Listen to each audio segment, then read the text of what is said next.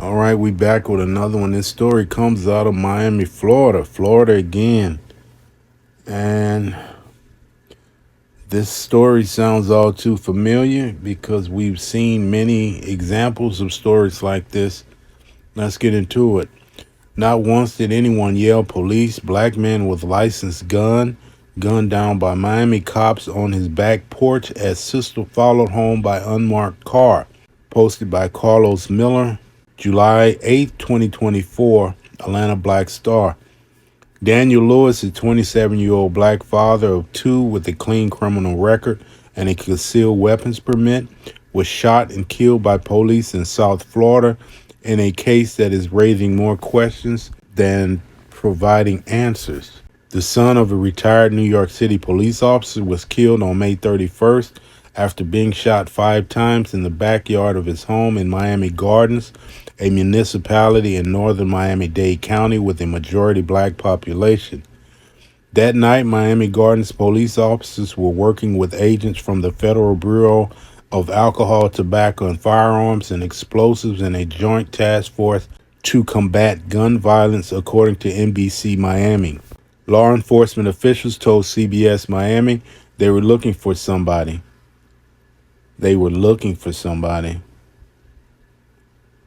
That's it. They were looking for somebody. Who were you looking for? But have yet to release the name of the person or the reason why they were looking for that alleged person. Attorneys representing Lewis' family said it all started when law enforcement agents in an unmarked black car with no emergency lights or sirens began following his cousin and sister, who were driving through the neighborhood in their car.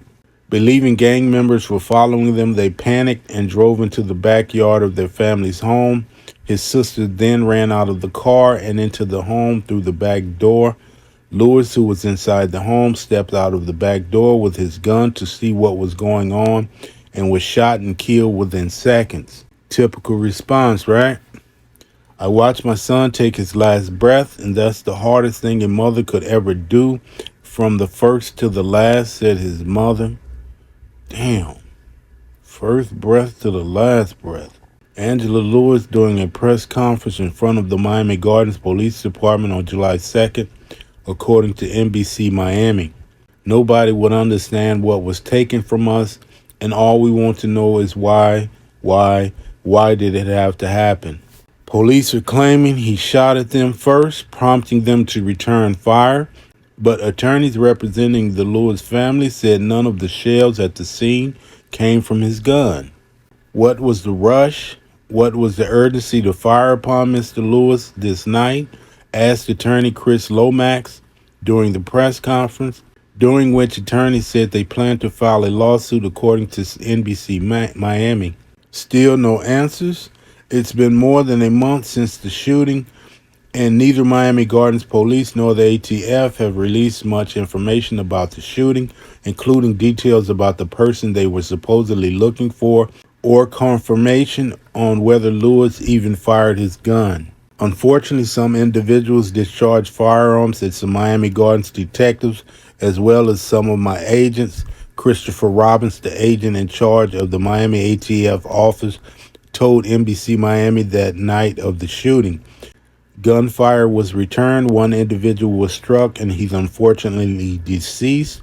Miami Gardens Police Sergeant Emmanuel Genigi told the Miami Herald the night of the shooting that the two agencies were conducting surveillance in the neighborhood because there had been several shootings involving high-powered weapons in the previous weeks. But they did not say whether any of those shootings were connected to Lewis and his family. We have a police car with bullet holes in it, Kennedy told the Herald, adding that several weapons were recovered outside the Lewis home. Several weapons? Angela Lewis told the Herald that her 25-year-old nephew, who hopped out of the car, was taken into custody after being ordered to lie on the ground, but he was released within hours.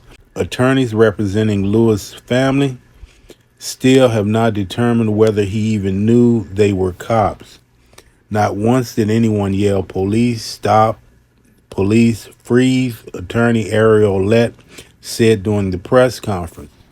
Instead, what they did was they gunned down a law-abiding citizen in his backyard on his back doorstep without a warning.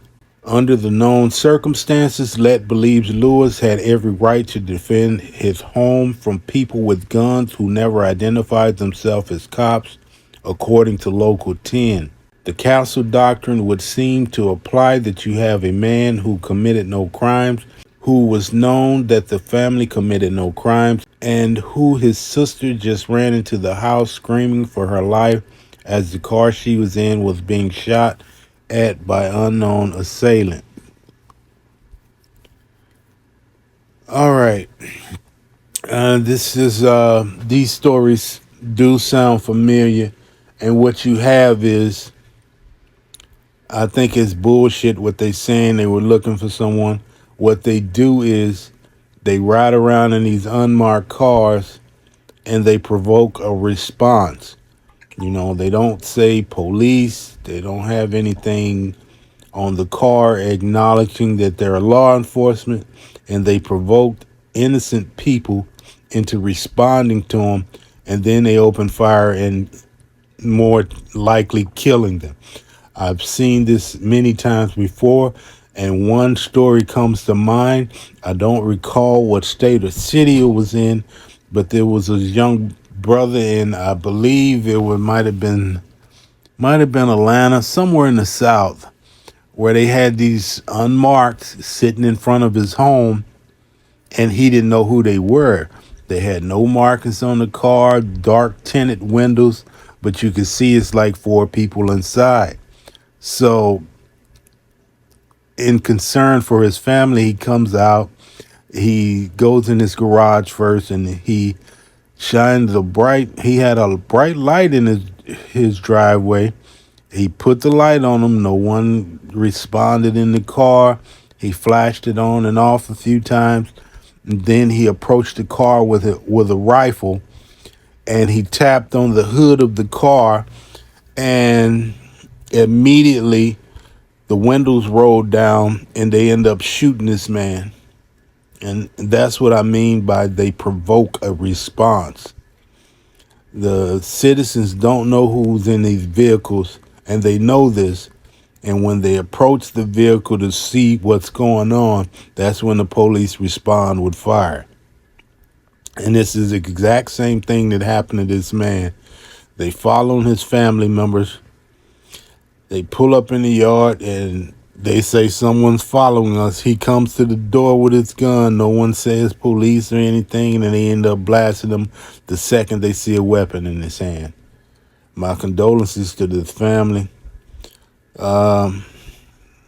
These police departments, I'm at the point now where I think we better off without them.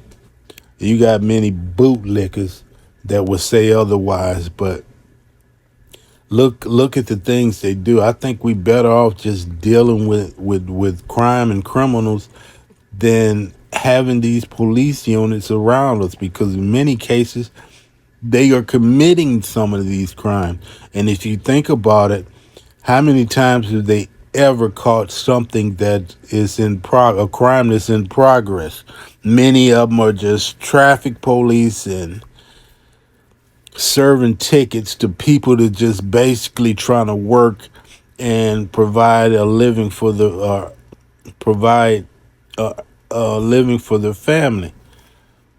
I do believe we'll be better off without these police departments. They do more harm than good, if you ask me. Well, the family's getting a lawyer, and no amount of money can replace a loved one. One thing I will say is they always stay on code when incidents like this happen. They claim he fired a weapon, but no shell casing was found at the scene, which means they're lying. All right, I'm reading another article, and let's see here. Give me 1 second. Said the mother said the son went out to see what was going on, and he grabbed a gun before he got out there. They shot him 5 times. They didn't say anything to me. They didn't tell me why. No one tried to administer CPR. No one tried to help him. They just stood over him. And I'm reading another part of the story where they're saying that someone in the vehicle shot at the police cars, but it's not saying anything about others being charged for shooting at the police vehicle. And they claim they got bullet holes in the car. I'm not sure.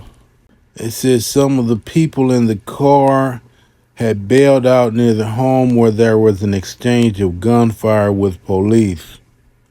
Okay, you trailing them and you just following them. That's why I say many times they provoke these situations. All right, I'm gonna have to. I would definitely keep up with this story to see what actually transpired in this case, because we get mixed stories, and I want to find out, were there anyone shooting at the police car? Yeah, but that's some shit they provoked. You following behind somebody, and the people you trailing don't know who you are, and if it's a violent area, they're gonna think you up to no good. And if they did shoot at them, that's the reason why. These police know all too well what they're doing. They provoke, in many cases, they provoke a lot of these responses by their actions. All right, I will keep an eye on this case to see what happens with it. Any updates come up, I will definitely upload it. Go ahead and close it out. All right, let me know what you guys think in the comments, and we will see you on the next one.